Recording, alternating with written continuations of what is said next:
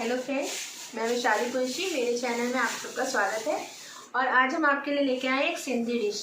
जैसे कि सबको पता है कि सिंधी डिशेस बहुत डिलीशियस होती है और सिंधियों का खाना सबको बहुत अच्छा लगता है।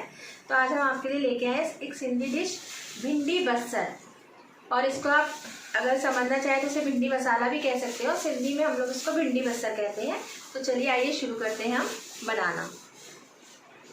स्टार्ट करते हैं। इसके लिए हम एक गैस पे कढ़ाई रख देंगे।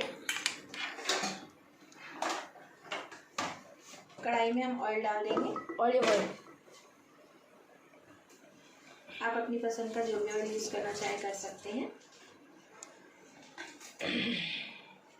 1.5 टेबल स्पून इसमें हम ऑयल डाल देंगे।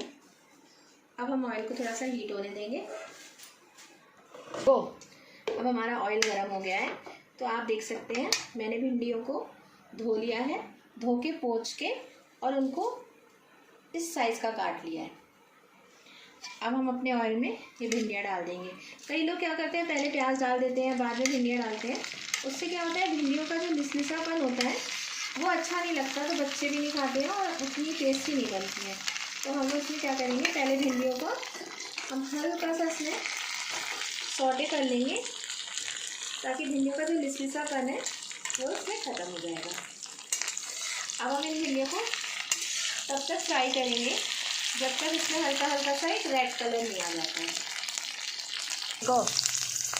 अब आप देख सकते हैं कि भिंडियों का लिसलिसापन थोड़ा थोड़ा कम हो रहा है।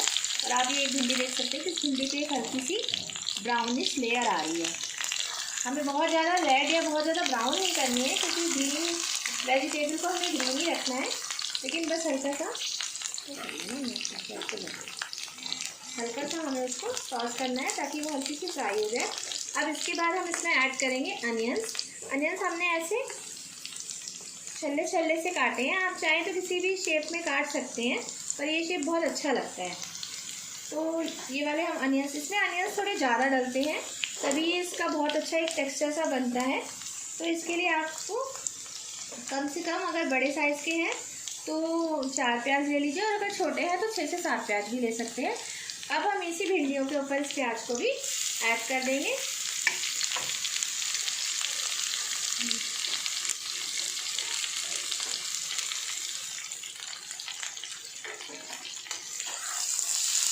अब इसे भिंडियों के साथ हम इस प्याज को भी पिंकिश करेंगे, पिंक कलर का करेंगे हल्का सा। अब आप देख सकते हैं हमने इसको लगातार चलाते हुए प्याज हमारे थोड़े से ट्रांसपेरेंट होने शुरू हो रहे हैं।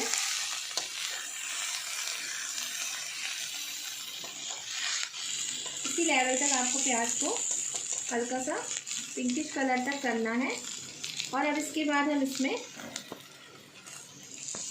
हमारे ये 2 टमाटर हैं जिन्हें हमने फाइनली चॉप कर लिया है, वो इसमें हम ऐड कर देंगे। जितना तीखा आप खाते हैं अपने हिसाब से 2 या 3 हरी मिर्च को भी फाइनली चॉप इसमें ऐड कर देंगे।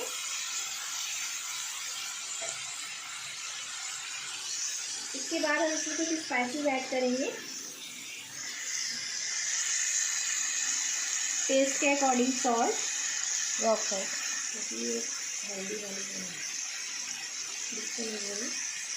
हल्दी डाल देंगे।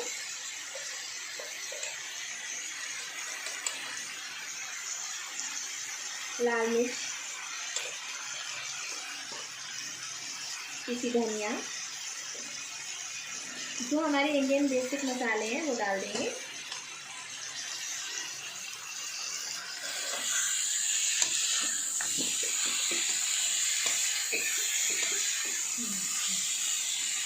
अब हम इन सबको बहुत अच्छे से मिक्स कर देंगे।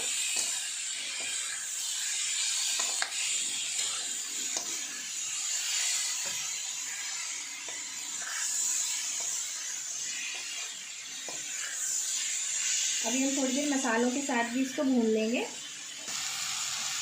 अब देखिए हमने इसको 2-3 मिनट लगातार मसालों के साथ भून लिया है। अब हमें इसे थोड़ा सा गैस को बिल्कुल सिम कर देना है और एक ऐसी प्लेट से ढकना है, एक ऐसे बर्तन से ढकना है कि बिल्कुल इसमें कहीं से भी सांस नहीं रहे। और इसको हम दम पे पकाएंगे। अब हमने गैस बिल्कुल सिम कर दी है। अब आपके घर में कोई भी ऐसी भारी चीज़ हो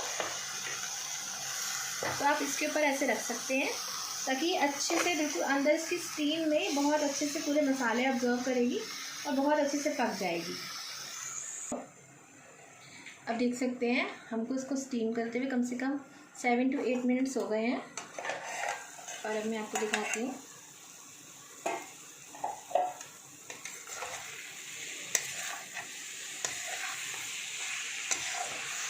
हमारी सब्ज़ी बिल्कुल पक के रेडी है।